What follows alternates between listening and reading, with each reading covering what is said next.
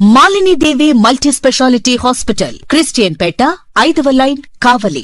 Doctor Guttipati Malinidevi, MBBS, MS, OBGY, కాన్పులు మరియు గర్భకోశ వ్యాధి నిపుణులు.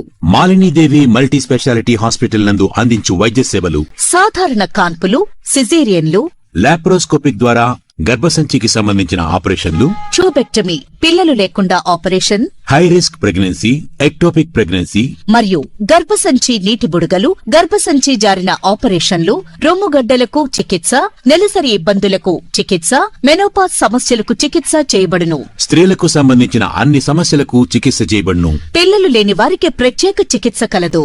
ముఖ్య గమనిక: మా హాస్పిటల్ నందు కాన్పోయిన తరువాత తల్లి బిడ్డను ఉచితంగా మా వాహనంలో క్షేమంగా ఇంటికి చేర్చబడును.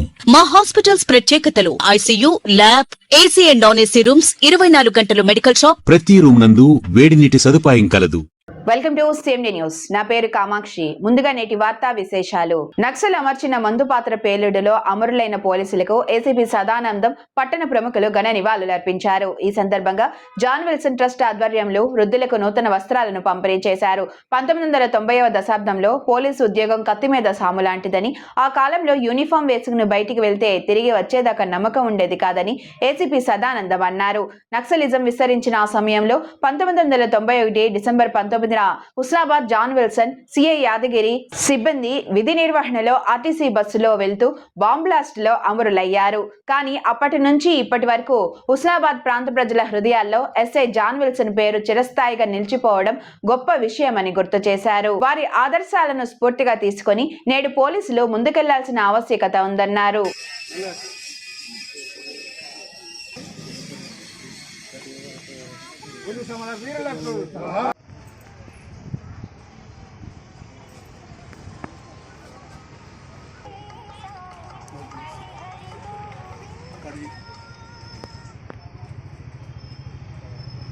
जोहार चंद्र एसఐ గారికి, जोहार चंद्र एसఐ గారికి, जोहार सीआई యాదగిరి గారికి, जोहार सीआई యాదగిరి గారికి.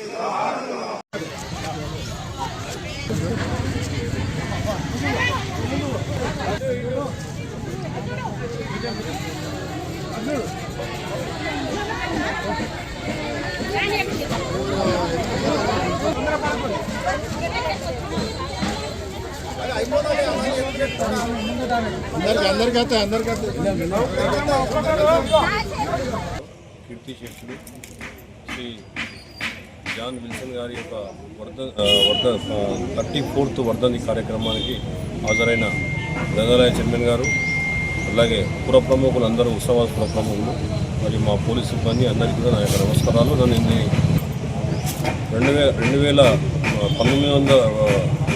1980-90 దశాబ్దంలో పోలీసింగ్ అనేది చాలా కత్తి మీద సాము లాంటిది. ఆ టైంలో ఎలాంటి పరిస్థితులు ఉన్నాయనేది మీరందరూ ప్రత్యక్షంగా చూసినారు. చాలామంది ఇప్పుడు వచ్చిన కొత్త జనరేషన్కు అప్పుడున్న పరిస్థితులు అర్థమయ్యేది కాదు.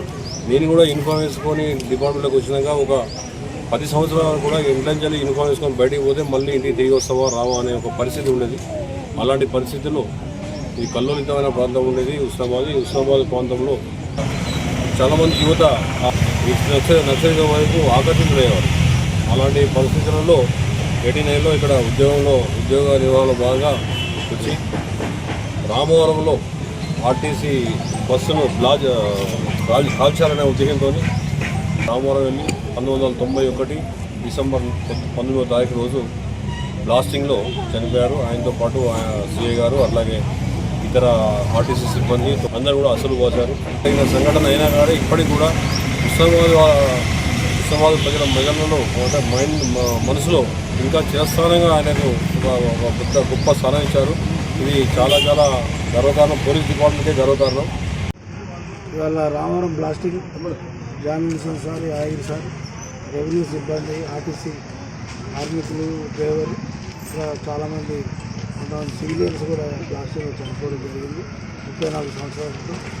ఇవాళ వారి వర్ధంతి. ఈ వర్ధంతి కార్యక్రమంలో ఉన్న ఏసీపీ గారు, ఎస్ఐ గారు, జాన్ విల్సన్ ఫస్ట్ ఈ కార్యక్రమం ఉన్న సోదరున్న చాలా విషయాలు నాకన్నా ముందు మాట్లాడిన పెద్దలు జాన్ విల్సన్ గారి గురించి, ఆనాటి పరిస్థితుల గురించి, ఆనాటి రాజకీయ ఆర్థిక సామాజిక పరిస్థితుల గురించి ప్రస్తావన చేయడం జరిగింది.